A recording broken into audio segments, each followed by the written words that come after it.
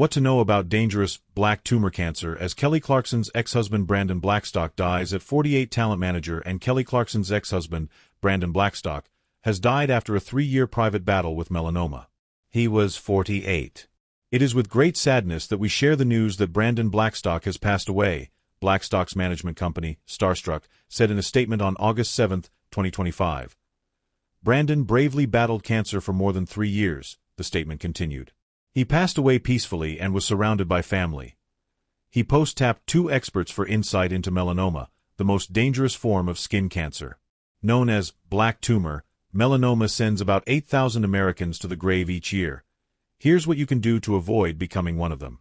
What makes melanoma so dangerous?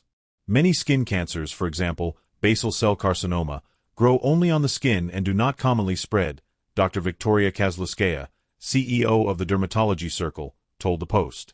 Melanoma, meanwhile, is a whole different beast. Melanoma is considered the most dangerous type of skin cancer because it has a high potential to spread, metastasize, to other parts of the body if not detected and treated early, said Dr. Adarsh Vijay Mudgil, a dermatologist.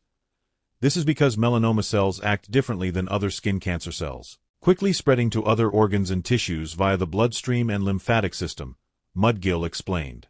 The risk of melanoma spreading depends on several factors, Kozlowskaja added, including the size and stage of the tumor, the patient's age and other medical conditions they might have, such as a suppressed immune system. For Real Housewives of Beverly Hills, alum Teddy Mellencamp, who was diagnosed with melanoma in 2022, doctors discovered several tumors in her brain in February 2025, which they believe had been growing for at least 6 months. These are all a direct result of melanomas can appear as a new mole, a changing mole or a spot with an irregular shape, border or color, often with shades of brown, black, or even pink, red or white, Mudgil said. Melanoma, she shared via Instagram in March.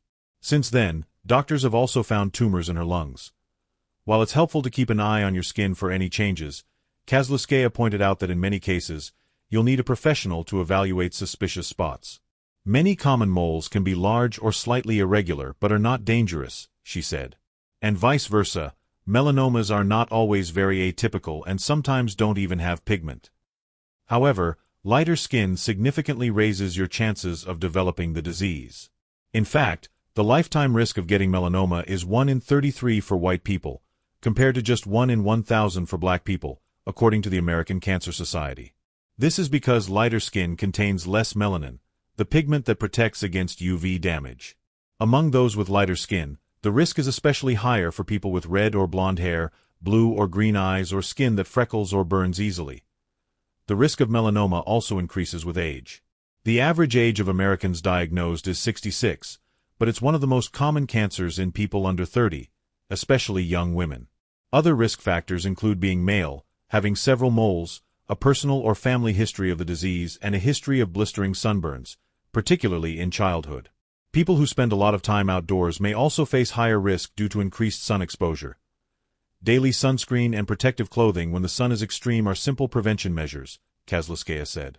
The sun's rays are strongest between 10 a.m. and 4 p.m., so try to avoid being outside during these hours or stay in the shade. But don't be fooled by cloudy or cool days. UV rays can still reach you, and they reflect off surfaces like water, cement, and snow. That's why you should wear a broad-spectrum sunscreen with an SPF of 30 or higher every day, no matter the weather.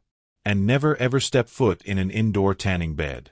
They emit harmful UV radiation, and studies show that using one before the age of 35 can increase your risk of melanoma by